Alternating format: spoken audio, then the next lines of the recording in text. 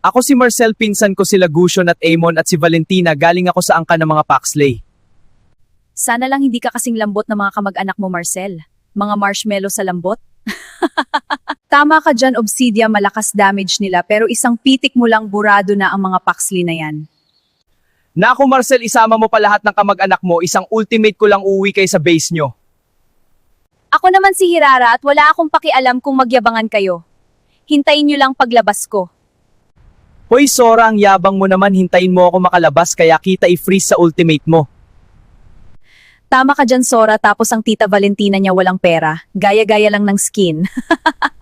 Hoy Hirara, ang tagal mo naman lumabas sa official server. Sabik na ako i-target lock ka. Aba Zetyan, lakas naman ng loob mo ah. Mag-target lock ka pang backline ka lang naman.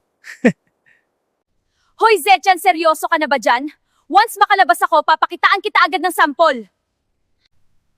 Hoy Obsidian, na walang damage, takbo lang ng takbo sa game at sobrang lambot mo pa. At talaga malambot?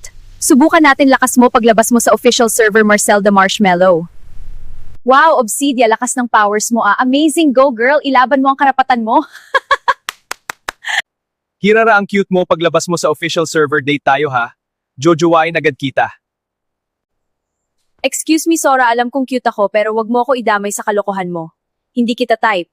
Basta humanda kayong lahat, paglabas ko, pag picture ko sa inyo, babalik kayo sa base nyo.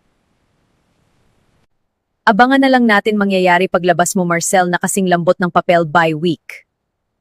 Kaya mag-practice kang mabuti Obsidia at siguradong mapapalaban ka dyan kay Marcel. Ready na ako sa'yo Marcel, tawagan mo lahat ng kamag-anak mo ha. Isang ultimate ko, bye-bye kayo.